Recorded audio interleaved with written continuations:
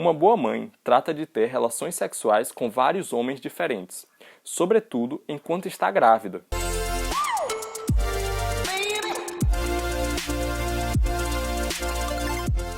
E aí pessoal, tudo bem? Seja bem-vindo a mais um vídeo do Mad Couple. Hoje eu vim aqui trazer para você uma resenha desse livro aqui, que eu achei simplesmente sensacional. Sapiens, Uma Breve História da Humanidade. Não era o que eu esperava dele, esperava que fosse parecido com uma história tradicional de ensino médio. Mas esse livro aqui, ele é muito interessante, assim, o autor ele consegue escrever de um jeito que deixa a gente maravilhado e ao mesmo tempo a gente aprende muita coisa. Então, eu queria começar lendo aqui, o que falaram desse livro foi o seguinte, e que eu achei que essas frases definiram bastante a minha experiência. Tem aqui: esse livro ilumina as grandes questões da história e do mundo moderno. Este livro fascinante não pode ser resumido, você simplesmente terá de lê-lo. E isso é muito real. O livro todo ele é cercado de explicações muito bem fundamentadas, metáforas. E isso não tem como você resumir. Você precisa ler esse livro para conseguir extrair a informação, o conhecimento que ele te passa. O autor sabe escrever de verdade, com gosto, clareza, elegância e um olhar clínico para a metáfora. Foram essas as frases, né, que eu achei que valia a pena trazer aqui para o vídeo. Minha experiência, eu escrevi aqui uma colinha. Importante lembrar que esse livro aqui, ele faz realmente o que o título dele propõe. Ele traz a história do ser humano do início ao fim, ou seja, desde o primeiro indivíduo, né, do gênero Homo. Humanidade, no caso, se refere ao gênero Homo, né? Então também inclui Homo habilis, Homo erectus, né, que são nossos antepassados, irmãos, e traz até os dias atuais. E ele fala sobre basicamente todos os temas mais importantes que atravessaram a história da humanidade. Esses temas são o desenvolvimento do homem pré-histórico, falando do fogo, da escrita, da agricultura. Ele fala do preconceito, principalmente racismo, do machismo, também preconceito LGBT. Ele fala também do nazismo, né, que está relacionado ao preconceito. Fala sobre a teoria da evolução e como os nazistas eles conseguiram distorcer essa teoria para favorecer a ideologia deles. Fala sobre o surgimento do dinheiro, como que a economia foi da moeda, né, da criação da moeda, que no caso usavam conchas, e de lá a gente conseguiu chegar com as economias modernas atuais, bolsas de valores, bitcoins. Fala também de religião, fala da ciência e a aliança entre a ciência e a guerra, e fala também sobre a felicidade. O livro ele remete a essa questão da felicidade várias vezes durante todos os capítulos. Ele se pergunta, a gente evoluiu, está melhorando, mas será que a gente passou a ser mais feliz com tudo isso? Será que o homem das cavernas, né, o homem pré-histórico, ele não era mais feliz fazendo aquilo que ele fazia? Caçando 3 horas por dia, trabalhando muito menos do que a gente trabalha hoje, se estressando bem menos, né? Passando mais tempo com seus pares, ou seja, em comunidade, né? Todo mundo se conhecia, todo mundo estava junto, tinha uma vida social muito mais forte. Será que essas pessoas elas não eram mais felizes do que nós atualmente, apesar de todo o conforto que nós temos? É uma reflexão que a gente não faz, na maioria das vezes, mas eu acho que o autor ele consegue incutir essa reflexão na nossa cabeça de uma forma que a gente fica incomodado com essa ideia. E eu separei alguns trechos aqui do livro que eu achei interessantes e que pode dar mais vontade para você de ler o livro, né? O primeiro trecho é sobre a teoria da fofoca. Nossa linguagem evoluiu como uma forma de fofoca.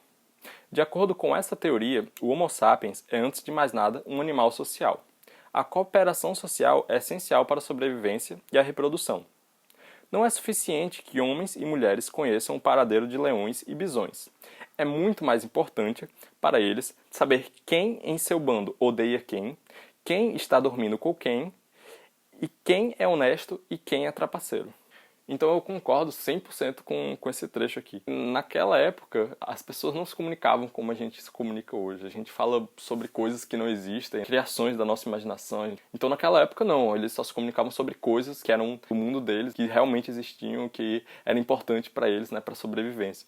Então eu acho que a fofoca era o principal meio de comunicação para levar eles a esse objetivo.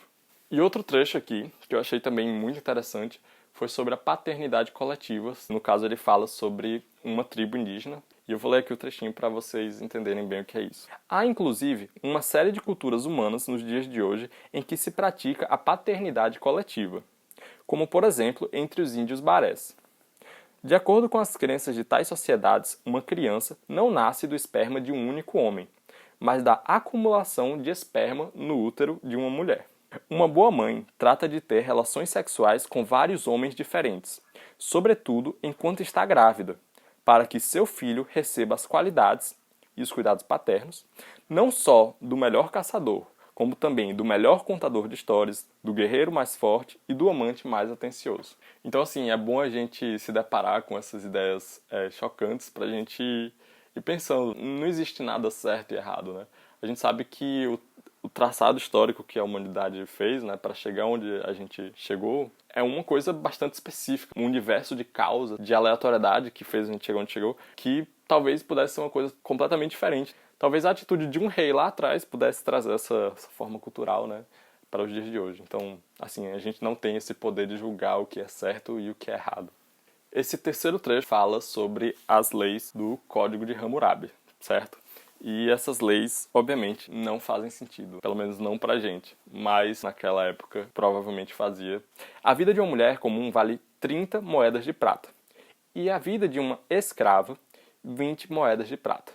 Ao passo que um olho de um homem comum vale 60 moedas de prata. Ou seja, o olho de um homem vale o dobro da vida de uma mulher. E o triplo da vida de um escravo. Vamos continuar que não é só isso. O Código de Hammurabi também estabelece uma hierarquia estrita no interior das famílias, de acordo com a qual as crianças não são pessoas independentes, e sim propriedade de seus pais. Portanto, se um homem superior matar a filha de um homem superior, a filha do assassino deve ser executada em punição. Ou seja, se eu sou pai e tenho uma filha, e eu conheço outra pessoa que é pai e tem uma filha, se eu matar a filha dele, não sou eu que vou receber a punição, vai ser minha filha, porque é como se fosse uma propriedade minha. É como se, em vez de uma filha, eu tivesse um carro, outra pessoa tem um carro, aí se eu destruir o carro dele, ele pode destruir o meu carro. Pronto. Aí troca o carro pelo filho. Essa é a ideia de que os filhos são propriedades dos pais. Então, eram esses os trechos que eu queria trazer para você. Existem muitos e muitos mais que são igualmente interessantes nesse livro aqui. Vale muito a pena, é enriquecedor para qualquer um. Então, o vídeo de hoje fica por aqui. Eu espero que você tenha gostado. Não esquece de dar um like aqui embaixo, de comentar, certo? De compartilhar para os seus amigos. Se você não está inscrito, se inscreve para mais vídeos como esse. Te vejo no próximo vídeo. Tchau, tchau!